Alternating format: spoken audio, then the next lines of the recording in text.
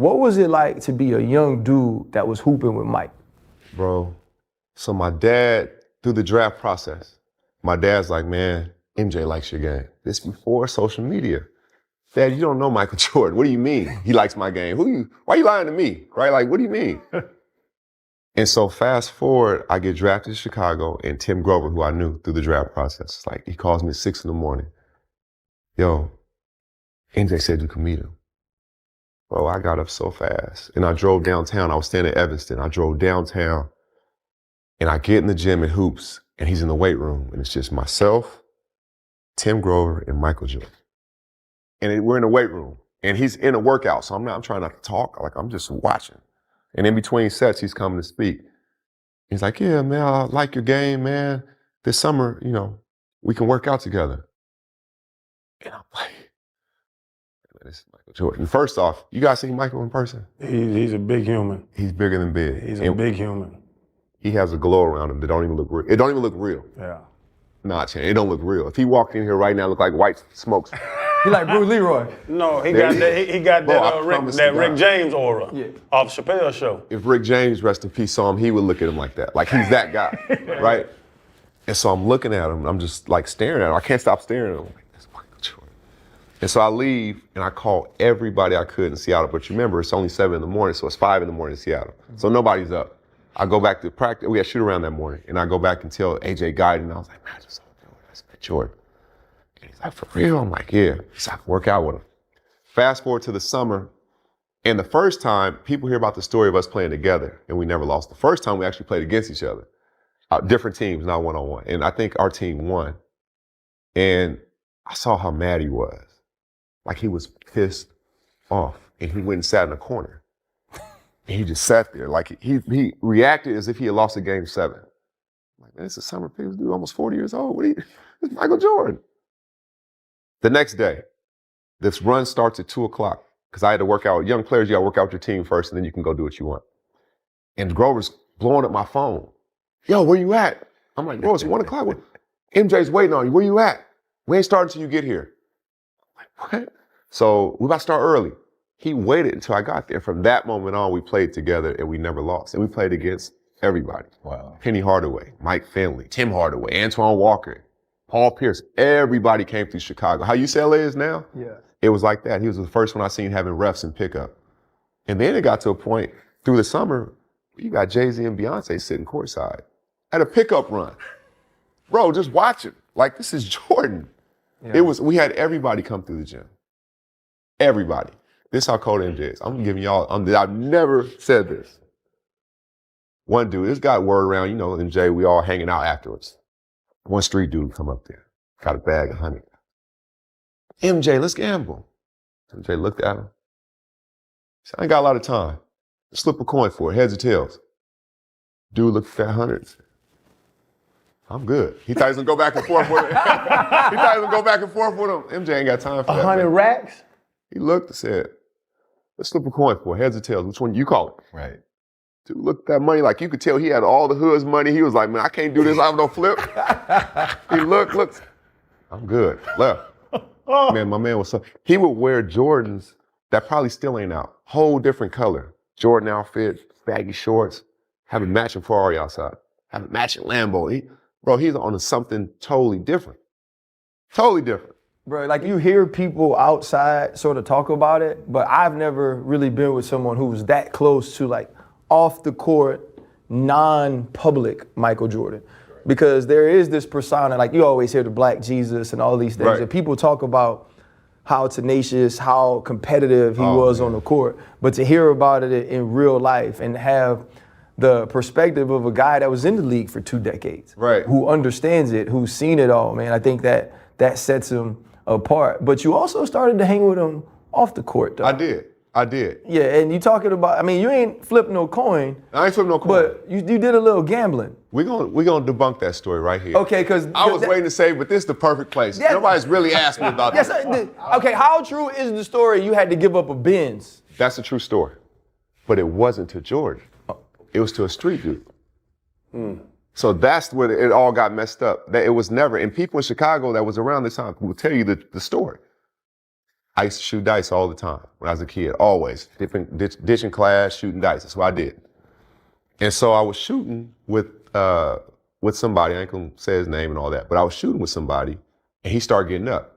What happened was I lost the cash I had, because we was playing cash. I lost the cash I had. And then I think I'm a rookie, I probably had 5,000. I lost that. But it happened so fast in the day, because we would go play from, let's say, 2 to 5. After that, people shower and we hanging out, 7 to whatever. And so I lost my cash I had on me and I started betting on somebody else. So I never touched the dice again. Okay. So I'm basically air betting. Yeah. And I have to bet with whoever's shooting against him because I'm trying to get my 5,000 back from that particular person. Yeah. So I'm betting with the opposition. He's hitting, so when he hits him, he's hitting me too if I'm continue to bet. Yeah. And it got all the way up. And really what happened was the number got so high and I'm a rookie, I'm like, I give you my car. I had 2 cars. I'm like, I give you my car. I'd rather give you my car than go to the bank and get 100,000, right? So he's like, all right. And that's how I lost the car and the bet, but it wasn't to Jordan. But people put those two together. I was saving this for TNT, but y'all got it. Y'all family now. Y'all got the story. So even with that, you know, you said Mike said he loved your game. Yes. But it has to be something more. I'm sure he loved a lot of players' games. What do you think it was about you that, you know, allowed him to gravitate in your direction and take you in? To what RC said, I think, now correct me if I'm wrong, you guys know as well, Magic was a tall guard, but he had a totally different handle. At the time, you had Kobe, you had T-Mac, you had Vince, but I had a different handle than them as well, right? So I think somebody at that size that can handle the ball like a point guard, I think for him was really dope to see, because in a way, it was like he saw the evolution of where things were kind of going. You know what I mean? Like where the game was going. And taking it a step even further than that, I'll never forget my agent, shout out Aaron Goodwin. He texted me, he's like, yo, MJ wants you in this commercial with him. I'm like, all right, what commercial? He's like, the Skaterade commercial. I'm like, well, what am I doing? He's like, you just playing him one-on-one. I'm like, all right. So I go to United Center. Those are Jordan 1s? Yeah. Yeah, there's Jordan 1s they had me wearing the commercial. It's at the United Center. I walk in there and we're basically on the court. And I remember the director's name is Joe. It starts with a P. You guys can look it up. He directed Space Jam. I didn't know this at the time, but I went back and looked. And he's like, man, dunk. And MJ's like, man, JC don't do all that dunking. That ain't his game. Get somebody else in here to dunk. And they had the guy, Kevin Daly, I believe was the Globetrotter. So he's the one in the commercial doing the dunking. But I'm in maybe one of the best Jordan commercials ever where he's playing one-on-one against himself. I never knew it was going to be this. Right. I'm like, MJ, what's the lines? He's like, just say what you want. I'm like, am I trying to play like you? Am I playing? He's just play. You overthink. Just play. So I start reaching, you reach, I teach. And we're just rolling. Yeah. We're just rolling. And if you slow certain parts down, I have certain pictures of it. You can see my little skinny arm, my little peanut head, but it's his face on my body. So for him to, I like your game, but dude, I want you to play the younger me. Man, I'm done. The greatest ever telling me he want me to be him in a commercial. Think about that. Crazy. Yeah. That's unbelievable. Right. I was dreaming to meet him one day. Like, that's something beyond. That's a blessing. I gotta ask, bro, would you be what you are? Would you be 6th man of the year multiple times without MJ? No. On or off the field? No, because, and you guys know, when you're a young player in an all-pro, right? It's like, man, Freddie T, man, you nice. Right. It gives you a different gas, right? It gives you a different fuel. But when the GOAT, somebody I could tell you everything about, from his sister's name to his dad's name, his mom's name, his shoe size, his favorite Gator. I used to wear rip-off Jordans. They used to call me Baby Jordan when I was 8 because I love this man so much. There's a picture on my IG where I'm wearing 23 with a totally different color wristband on my arm because MJ did it. Right. So for the greatest I've ever seen, you can make an argument Jordan's better at his job than anybody's ever been at theirs. Yep. In any sport or anything. So this dude is saying I got game and he actually likes my game and he's waiting on me to the gym and wants me to play the younger him and come to my house and hang out and be around my family and shoot. Like, bro, it changed my whole life. Why did that not translate to All-Star for you? Because you could embarrass anybody if they line up in front of you, but you ain't make an All-Star. Because especially at the time when I was coming out, first off, you were just positions. Like, it wasn't positionless basketball. You were a point guard, you were a shooting guard, you were a small forward, and I'm cool with that. So the game was in a different place. And then winning was everything. And that part I understood. Like, we're going to reward winning. So anybody tells you about me would say he's loyal. So I was never the dude like, oh, we're struggling, I'm about to leave. Like, this is what it is. Let's try to change it. Let's get better, whatever it is. And so for me, times in my career where I could have made it, like I remember the year with the Knicks, I averaged almost 21 and 5. I was one of only 3 people who didn't.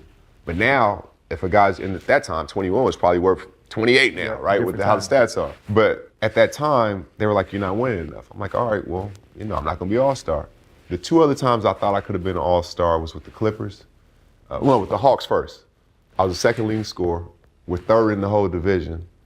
And Joe Johnson and Al Horford made it, but me and Josh Smith had a case too. I'm top 5 in 4th quarter scoring. But the coaches, and this needs to change. I'm glad you brought that up. The coaches were saying, well, he's come off the bench. So I'm like, I could have just physically started the game and had the same stats and y'all would have put me as an all-star. You're doubling me on every pick and roll. I'm the only person off the bench getting double teamed every time I come in the game, but you won't reward me. But you want me to sacrifice and say, oh, I'm a team player, I'll come off the bench, but you want to penalize me for it by not being an all-star. So that's what happened with the Hawks first, and then it happened with the Clippers. Clippers, we were fighting for 1st in the whole league when they picked, and that same thing happened. And that 6-man thing, why couldn't you be the 5th man?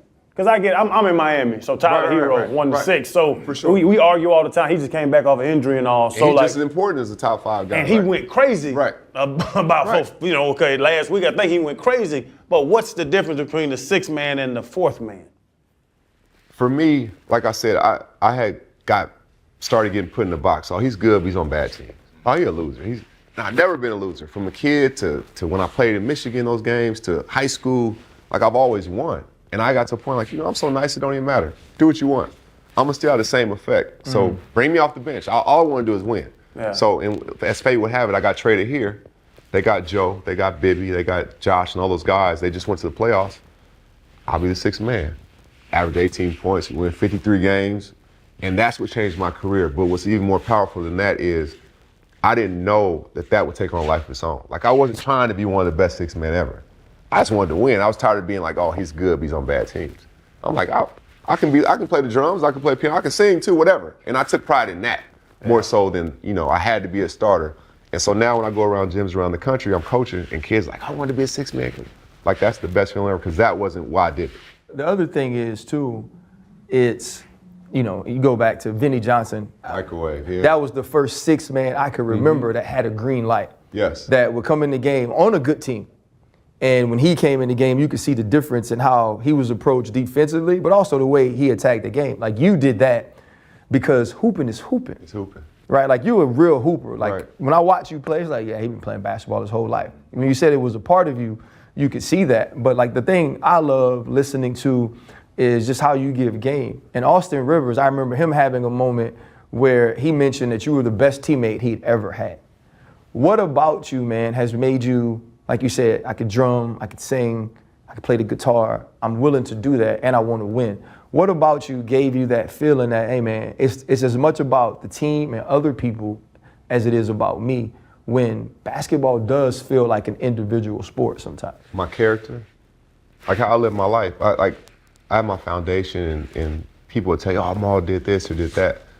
Out of every 100 things I do as far as giving away from the court, you'll hear about one of them. And that's how I want it, because I don't want it to be like, oh, I gave because the camera's here.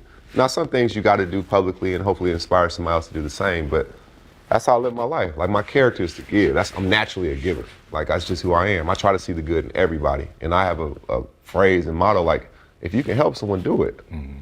Like, it ain't about, I got this, you ain't got that. Like, no, if I got knowledge, I'm going to give it to you. Like, if I have extra money, my sister said something that was wise, my sister Lori, a long time ago. She was like, you become a bigger version of what you already were once you reach a certain level, right? If you become famous, if you were a giver, you're gonna give more. If you was an asshole, you're gonna be a bigger asshole, because now you can, look what I got, you ain't got that. Right. And so I find myself, when I was a kid, I didn't have much. I had $20, somebody on the street, I may buy a pizza for $5, I get them 15. I know where my next money is coming from. That's just my heart. Like, that's just who I am.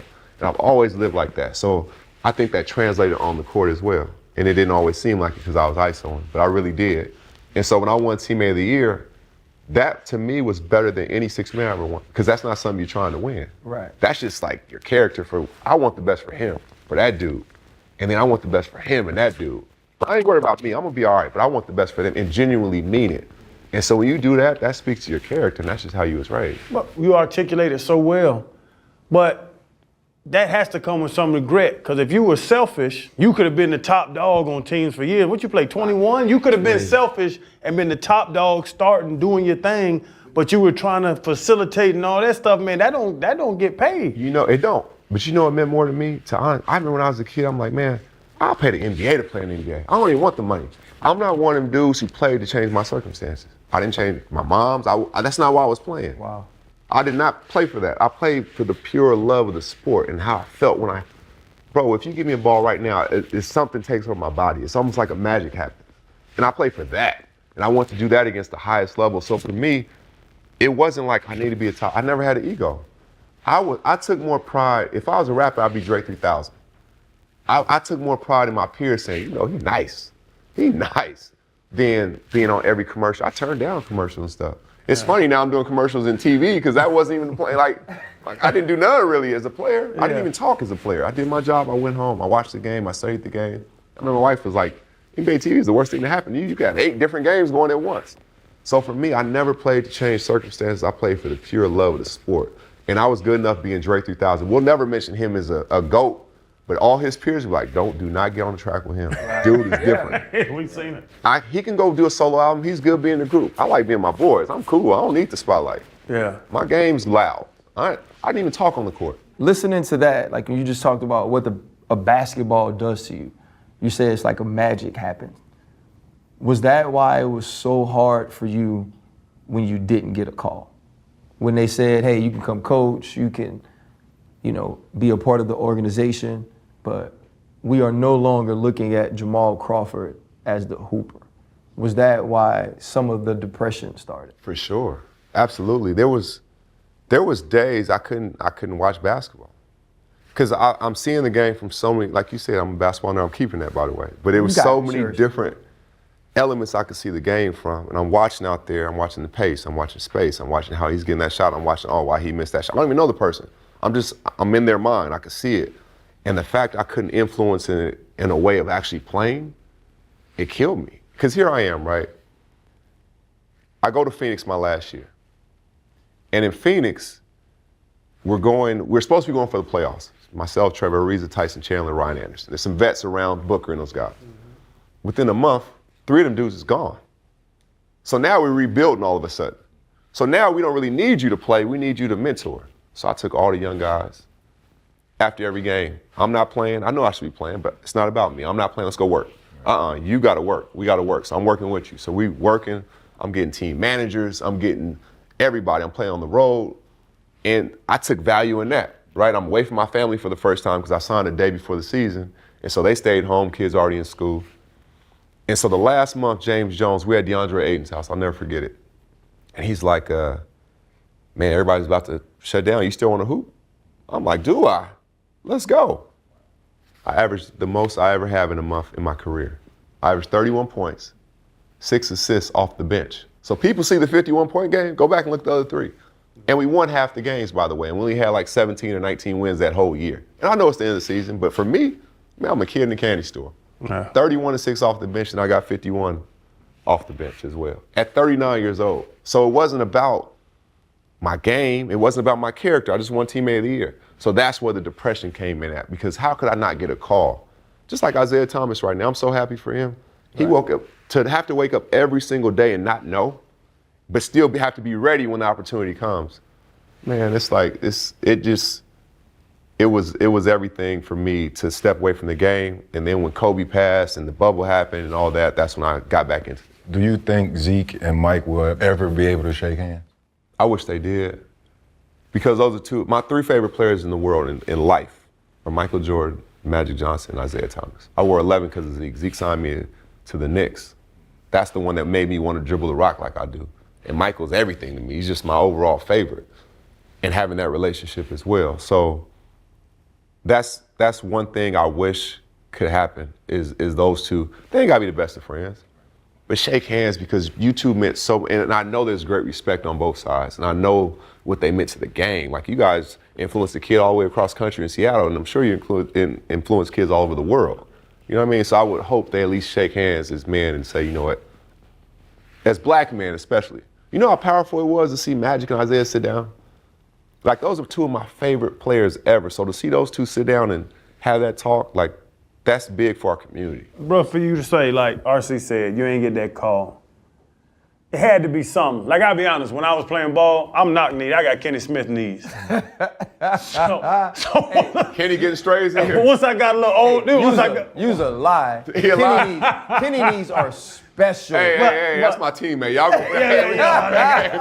We can talk about how I feel about teammates. Don't do that. Hey, Kenny, come on. We can talk about it. They're trying to get you on here, Jet. That's all that is. But yeah, so I knew when I moved, like, I still felt as if 3-4 years after I played, I could still stop the run. Right. I could run down and hit somebody in the gap. Like I could make a tackle, but the coverage wasn't there. Right. When you say you didn't get a call, can you sit here now, like, do you know why you didn't get called? Because you just said you can go out there and drop 30 whenever you wanted to. It's a reason why there are 30 teams that didn't give you a call. And of those 37 of them tried to hire me. Right. So they respected my character and basketball knowledge as well. It took me forever to get to this point, but I finally think I got it figured out. What happened was I've been playing for a long time. I have a following. They don't want that to be a distraction because they're trying to, have this young guy who's 19 or 20 start his career, and I could get in the way of that. Yeah, I have no problem being the vet. I have no problem, but the crowd, that's a distraction. And so it took me forever to get to that point because I didn't understand that. I'm calling teams like, yo, are you hearing what's going on? Am I blacklisted? Like, what's up? I've never heard nothing. Matter of fact, we want to hire you. What's going on? What you doing?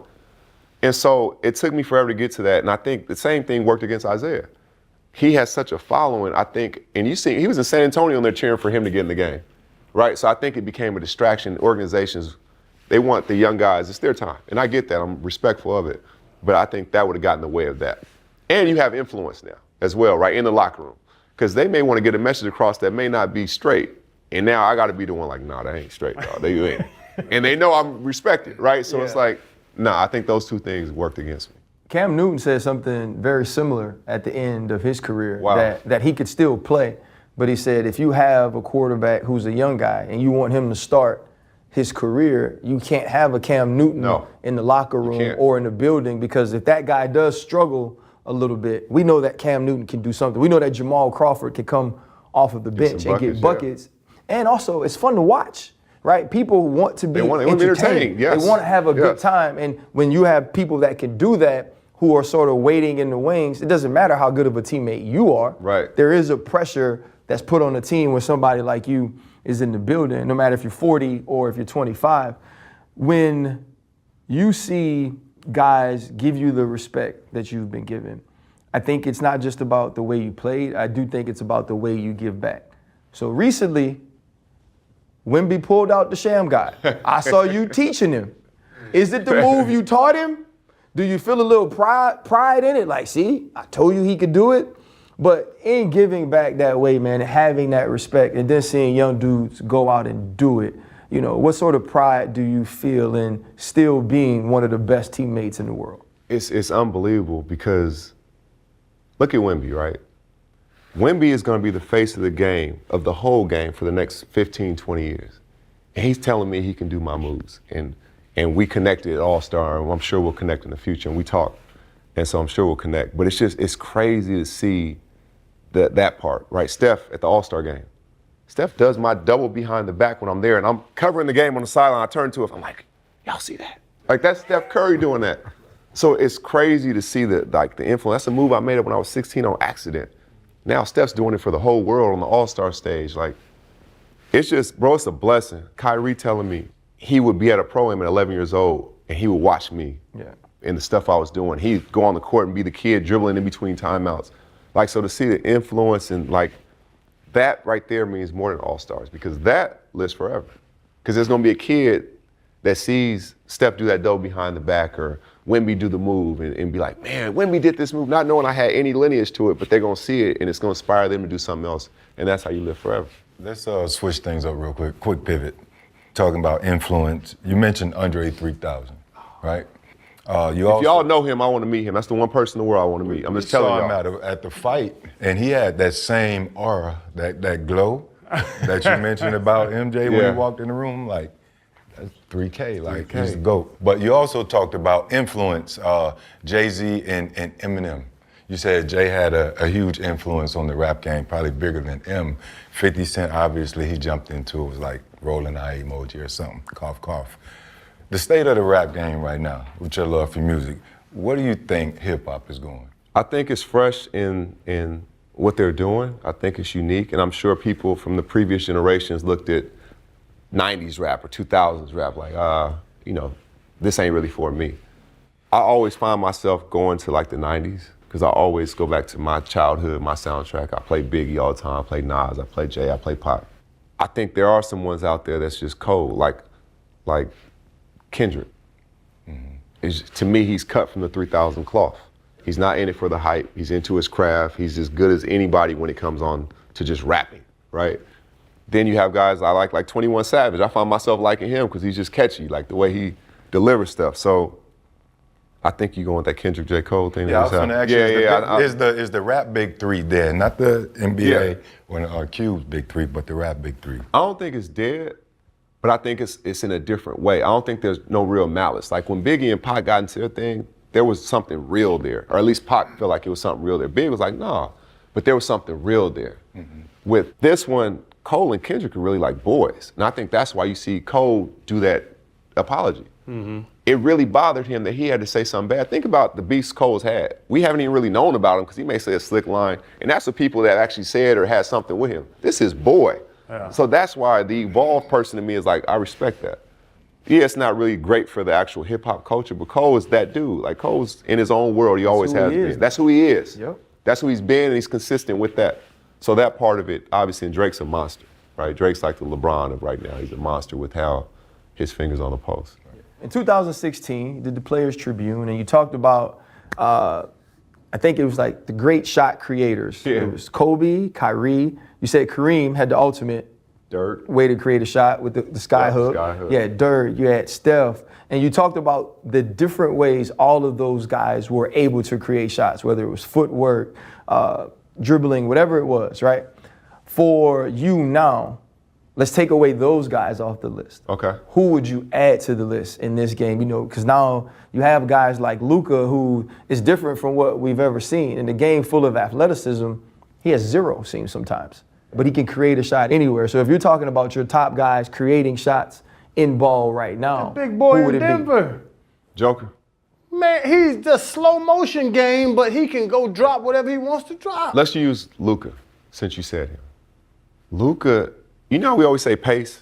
Like, oh, he plays with a great pace. The thing that's special about Luka isn't just his pace. It's that his pace can make you go his pace. He can slow the whole game down. And that's why he sees it in slow motion. I bet him and Joker be having conversations, man, these dudes, we just running circles around these dudes. They think they gotta, I bet you they have in private conversations like, man, these dudes, we just running, they're so far ahead mentally. Yeah. Luka's been a pro since he was 15, 16. Yeah. So he's mastered the game at like 20. So by the time he got here, there's nothing you can do to affect me. You can pressure, it's almost like Floyd when he's boxing. Will people say pressure him, once he collects data. Seen it all. I can adjust to it all like that. You can't bother Luka. And Luka's smart enough to know I need my teammates as well, and that's why his scoring is easier. He has 73 points, but he had 14 assists. Yeah. If he just had 50, he probably had 3 or 4 assists because he's just trying to shoot every time. But he put you in a bag where you can't figure him out because he's doing both. So now he's testing not only you, he's testing your trust with your teammate. You're supposed to be there, man. That's the cover. Well, man, he did that. Like, that's what Luka does. Luka's playing a whole different game.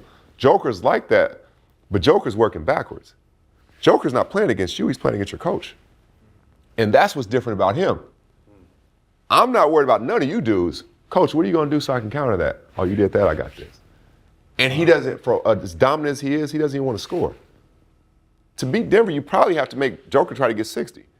That won't beat you, right? But he's like, no, I'll get 30, I'll get 15, I'll get 18. You don't know where it's coming from. Right. I'm gonna make you look dumb. I'm gonna throw a cross court looking at you in the eyes. I'm gonna pass to him on the money right there. So now he's not gonna help. So now I got more space to do this. He doesn't even want to score. He's working backwards. He's one of the only dominant players I've seen that can average almost 30 points and doesn't care about scoring. He want to play with his horses. he don't care about, like, you know what I mean? Like, he was like, no parade. Frenchie and Rudy, and he wants to play with his horses. Yeah, He ain't worried about this. He's like, man, I love parade. Like, He's like, bro, I want to go home. Yeah. I want to go home with my horses. You talked about like some of the foreign guys, and I believe whoever it is over USA Basketball. No, Adam Silver actually was talking about the development of the American game, the American player. When you think of those, so you have to go, obviously you got the Brown-Tatum duo. Ant-Man is amazing. Ja has been hurt this year. You know, you still have LeBron. Now the Lakers are playing well. When you think about this playoff push, obviously Jokic and the Denver Nuggets are the team people are aiming for. Who are some of those teams or some of those players that you think can have a big effect on who wins the ring this year? It sounds crazy because they be like this. I still think Phoenix is going to be a tough out. Because when the game slows down, they have 3 dudes who can score like that. They always have a shot. It's the way they score. I don't want them coming down going ISO every single time. I want them off of movement first, make the defense shift, like everybody touch it, they're into it, into the game, and then you show me your one-on-one game. Because if you're showing one-on-one in the first quarter every time, and goes back to what you said, being a basketball nerd, my fourth quarter moves I'm doing in the first quarter, so they're not going to be effective in the fourth quarter. Because I've shown you my good stuff, because I'm trying to get a bucket. Let the offense work for you. If they do that, I think Phoenix can be really, really dangerous in the playoffs, in the postseason. And is Boston on the other side? It's Boston on the other side. But what scares me about Boston is trust. They're like Mike Tyson. They're knocking everybody out. But when it gets late, and now you have to make a decision, and now you have to trust your teammate. I can't pull up my one-on-one kid. That's the only thing that can get in Boston's way. Can you keep that same trust when adversity hits? Can you keep that same trust when it's a tight game? Not when you up 15 and everybody's touching the rock. Can you do that when it's tight? Can you watch the game? Because the game changes. The half-court game in the playoffs. That's what happens. I talk about. Like I said, I'm a Heat fan. Yeah. I'm down there. The Heat lost the first playing game, won the second one last year. Yeah. And then they went to the finals. Right. Can you watch a team and say that's a regular season team, that's a playoff team? Absolutely. The Heat are a playoff team. As you see when they start revving up, you can see when they start hitting that switch, like, all right, now we got to grind. Because you got to think the back channel of that, the way they practice, the way they prepare every single day, right? Like, they're building their habits, but they're maxing their bodies out as well. But now this is where we start ramping it up. Like, okay, now we really got to go. And so that Heat coach is tough to beat. And for your Heat, I think Scary Terry and Tyler Hero, when the game slows down, he's going to be a difference maker. Yeah. And he's going to be a difference maker, Terry, because he can play with the starters or play with the bench. And that's a whole different thing. Because you could be the guy with guys that can't score. Can you still play well off of these main dudes, off of Jimmy, off of Bam? If you can do that, now you got it mastered. You play off both groups. We got action. Jay, you had many pivots in your life on the court. What's been your biggest pivot in life? You know, that one moment that without that moment, we wouldn't have Jamal Crawford. I would say it absolutely has to be getting serious about school. Because I was always smart enough to get the work done. I won awards as a kid, like in math and different subjects, but that changed my life because I could have just been a dude in the playground. Literally. I literally could have just been a guy on the playground like, man, you got game, why you ain't playing?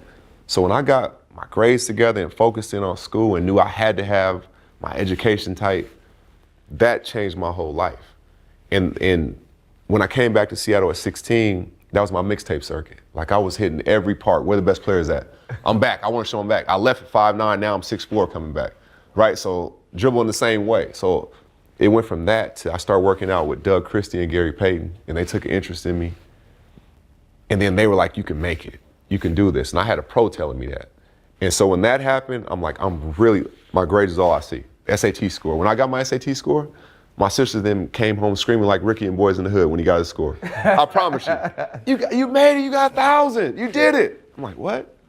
You did it. And that changed my whole life because I'm like, my talent's gonna take me. Now my grades is tight, I'm ready to go. You back at the crib living, you know, across from like Seattle Seahawks owners and all kind of stuff that rich people do. Come on, man. You see that house? Come on, man. I bought it in a recession, don't do me like that. And you know, but you drive up to, what is it, Liberty Park? Yeah. And to know that you had, like, I've done so much that this park is part of my legacy. You know, you can bring your son out there, you can bring JJ out there, and he can see, man, Pops was really like that. Right. What sort of feeling, you know, is that to be that ingratiated into the hoops culture of the place where you're from? It's so crazy. Most of the time I go to Liberty Park, they don't even know I'm there. And I'll just drive by and I'll just park. and I just watch kids. And I'm like, man, like, they get a chance to experience, not me, but they get a chance to experience. They take pride in being at that park because it's named after me. They take pride in, like, if there's, like when Nipsey passed away and they're having memorials all over the country, they chose that park to do his in Seattle. So like, I take great pride in that part of it. Like, that's the legacy, that's forever. For me, I'm playing the forever game, to be honest with you. And the only way you could do that is if you give. I think that's why you get love, because you give it, like genuinely, purely, with no agenda. Like, I'm not giving you love so I can be on your show. I'm not giving you, like, I rock with you, or if I don't wish nothing bad, I'm just gonna stay over here. Like, that's, I live my life like that. I don't wish bad on nobody. I want everybody to be successful, but I also want to give. I think it's my duty. I think God blessed me because he knew I bless others. Like, truly, and not just like monetarily, but like giving hope. Especially these kids, man, I give hope, and somebody gave it to me, and it changed my life, so I know what it means. You know, speaking of hope, you talk about hoopers come out of Washington. Obviously, Nate is one of them, and I know right now he's struggling. Anything you want to say or just put out, because I know he, what is it, his liver? Kidney. Kidney, you know, so just anything you want to say about that. Yeah, just to Nate, like, Nate's an inspiration. Nate, he's an inspiration on the court, but who he is as a person. The same person you see at 7 at night, he is at 7 in the morning. He was basketball state player of the year, football state player of the year, on the track record until recently as well, but he's just like a fighter. Like, he's a fighter at his core. He's never gonna give up. He's one of the most inspirational people I've ever met. And so for me, we have to get him a kidney. Like, it's no maybe, we have to get him a kidney because we need him around, because I see what he does when he pours into the youth. He pours into our community with no cameras around. Like, he's one of the ones we look at like, man, you know, if Nate can do it, we can do it. He gives that. And so for us, he has to be around. He deserves it. He genuinely deserves it, because he's helped too many people. He's done too much good in the world, so we gotta get him. Well, man, we've been trying to get this done for a long time, bro. I was excited. I told my producer when we got here, I was like, I'm telling you, it's gonna be a great show. I'm like, he's dope. And man, you delivered. It's one of the best shows to me I think we've done, man, so I appreciate you. Man, like, seriously, you guys, and it goes back to teammate. You could do your own thing, you could do your own thing, you could do your own thing, but y'all, the power of y'all together is changing our culture. We as a culture are looking to y'all to take the lead as you're doing, and you're doing it with class, you're doing it like authenticity, with everything that matters to our culture. On the playgrounds too, they love the pivot. That's what we do. Appreciate you, dog. I love, man. You already know. Come on, Yes, sir. Yes, sir. That was good, dog. Respect.